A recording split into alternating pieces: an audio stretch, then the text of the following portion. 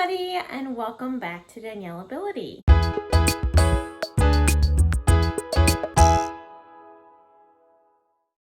Usually in my videos, I talk about life with a disability and what that's like.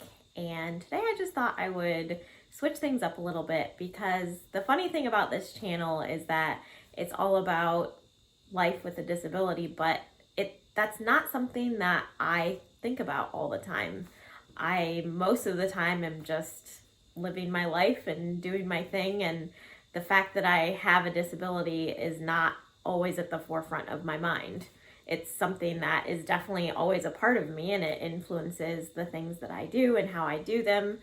But it's also, I'm just me, and I'm just living my life and doing my thing. So today, I'm not really going to be talking about something that's related to disability. Instead, I wanted to share something with you guys that is a big hobby of mine and something that I really love and have been doing for years, and that is drawing and painting. I went to school for art. My major was in art with a concentration in drawing and painting, and it's just something that I've always done. When I was younger, I was homeschooled, and when we would start our school day, my mom would start the day with reading to us. And while she was reading, I would always sit there and draw or color or whatever. And I just never stopped. I never grew out of that. It was always something that I loved to do, and I just had more and more ideas and more things that I wanted to draw, and it just always continued. There was never a point that, most kids color and draw when they're little, but then eventually they kind of stop and grow out of that. But it just always felt very natural to me. One of the things that I love most about being an artist and creating artwork is not only is it such a cool feeling to create something that has never existed before, but it's also something that has been a huge stress reliever in my life. So whenever I'm feeling anxious or I need to kind of think through something or process something, doing artwork has always really helped me with that. And it's given me a lot of perspective on life in a way. Artwork, when you're the artist, you can see a lot of the imperfections or the things that you wish could be different about it, or you wish you'd done better and that kind of thing. But when someone sees it from the outside who's not associated with it at all, a lot of times they just see something beautiful, and they see, something that is meaningful or makes them happy or inspires them or whatever. And to me, that's how it kind of is with people too, where we see the things about ourselves, the flaws and the things that we wish were different or that we wish we could change. But when other people see us, or in my opinion, when God sees us, it's just beautiful, and you see just the beautiful thing that somebody is. And so to me, that's kind of what creating art has taught me. No matter what my physical abilities are or anything like that, it doesn't matter if I can walk or not, I can always draw. A lot of my artwork focuses on different periods in history and the fashion at that time. And I've been thinking a lot about that over the last couple of years, what inspires me to draw that. It's almost like a way for me to experience other time periods through my artwork, because if I had lived in those different time periods, I probably wouldn't have survived realistically. Medical advances and the way that people with disabilities are able to, live good lives has really advanced a lot. And that's something to be really thankful for. We're not confined to our homes anymore for the most part. In other countries, maybe they are, or in certain situations, but in a lot of different situations, we're able to be a lot more independent than we have been historically. It's just kind of fun to be able to experience these other places and cultures and times in history that I wouldn't have been able to experience myself if I'd been born in that time. But I'm able to kind of live vicariously through the characters that I create. That all being said, I thought I would just give you guys a quick overview of some of my artwork, and I thought it would actually be fun to start with some of my really old artwork so you can see kind of where I started and how that's kind of progressed over time. This is one of my very first sketchbooks, and it's actually really special to me because it has my brother's name on it because it was his sketchbook for school. He was in an art class and he used this for his class, and then somewhere along the line I think he was done with his class and I wanted to draw, and so I happened to start using his sketchbook. So there's some of his drawings at the beginning, which I love having those.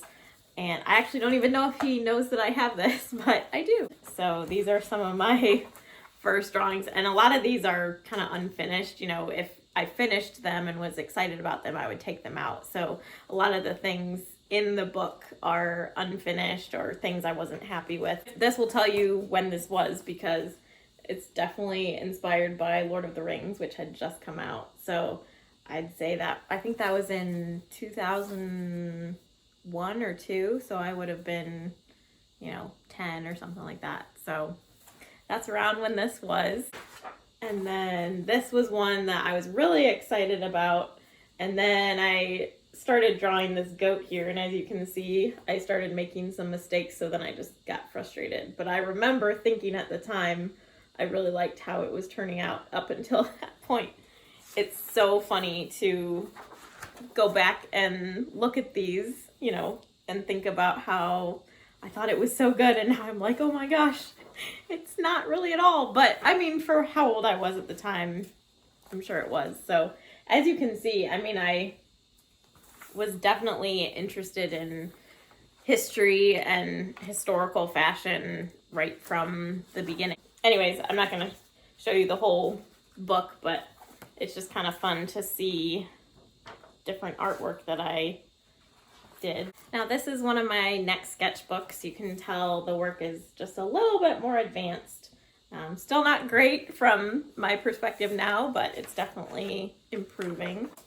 I've always really loved this one. I remember when I finished it, I was really excited about it. I'm actually surprised it's still in here because I am surprised I didn't take it out and frame it or something, but I really liked how that one turned out. Some of these I've thought about going back and recreating them now based on, what I did then. It'd be cool to see how I do it now and how it looks different and hopefully better than it did at that time. This is really rare. This is a self-portrait, and it's really rare because I've never really enjoyed drawing from life. It's just not something that I feel like I'm really gifted at. I would much rather draw from my imagination because in the few times that I have drawn, someone that I know, it's always like, oh, is that really how I look? Or I just don't feel like it's very easy to capture the essence of somebody and what they're really like on paper. And some people are super skilled at it, but I just don't feel like that's ever really been a skill of mine. So I prefer to not really draw from life. I prefer to just kind of draw from my imagination. Here we have another self-portrait. You can definitely tell that I was looking in a mirror because the expression on my face is that I was looking in a mirror.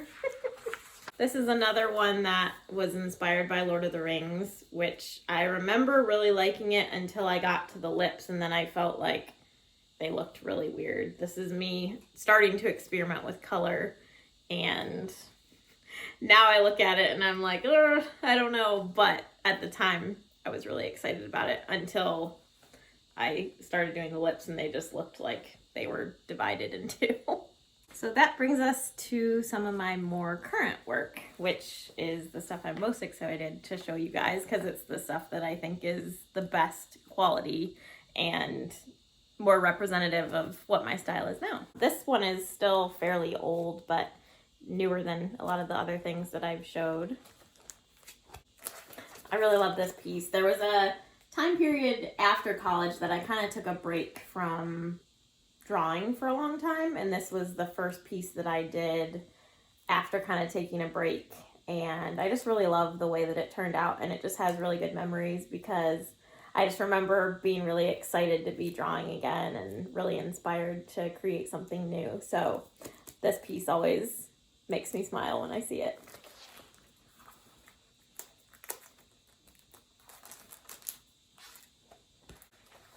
This is a really old piece, but it's still one of my favorites. This was probably when I was maybe 17 or 18 that I did this one. And I've just always really loved the expression on her face and just kind of the emotion that came through on this one. So that's always been a favorite of mine.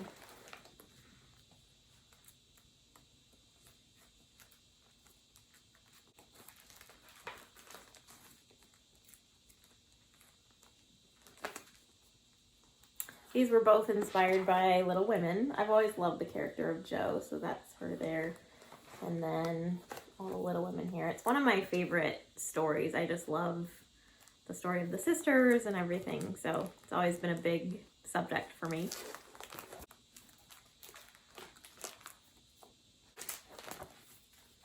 I've always loved this drawing. I love hats, and I love those huge, crazy Edwardian Victorian hats. And so I've always really loved how this one turned out. This was inspired by The Chronicles of Narnia, another one of my favorite book series.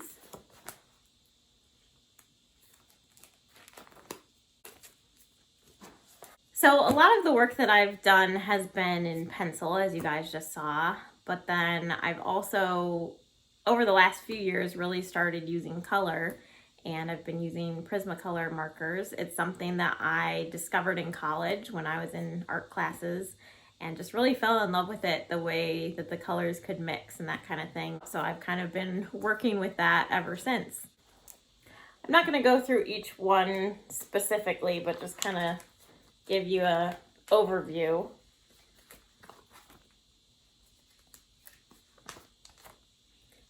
These are some paper dolls that I designed. I really like how these turned out a lot. I'd love to get them printed sometime and make a book with them or something. I think it'd be really fun.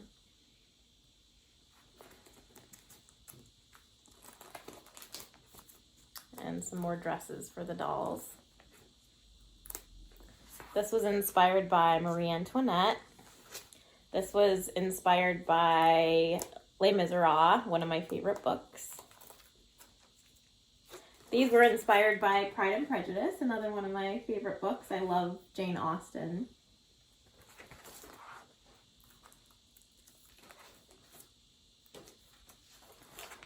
More inspired by Jane Austen, and then this was inspired by Little Women. I love classic literature, so again, you know, related to history and all of that. I love the 20s, so this is one of my favorite pieces that I've done. I love this one.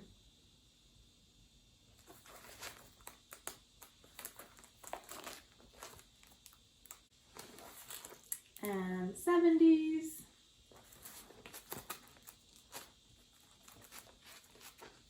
And then these were inspired by Paris. As you guys know, I've always wanted to go to Paris, and I'm going there this year. If you haven't seen my video about going to Europe this year, definitely make sure you check that out. But these were inspired by Paris and just wanting to be there. So now I just thought I'd give you guys more of a real-time example. This is a drawing that I did last week. I'm still working on it a little bit. There's some things I need to work on with the background, but I am really excited about how it's turning out. So I just wanted to give you guys a little bit of insight into something else that I do in life. As I said, my disability is just a small part of who I am, and it does kind of take precedence on this channel because I think there's a lot of things to teach people and a lot of things that people can learn from my experience, but there's also a lot of other things that I do in life, and I'm not always thinking about my disability. I hope you guys enjoyed that video. If you would like to see more videos like this, definitely give it a thumbs up and comment below other things you would like to see, and I will see you guys next time.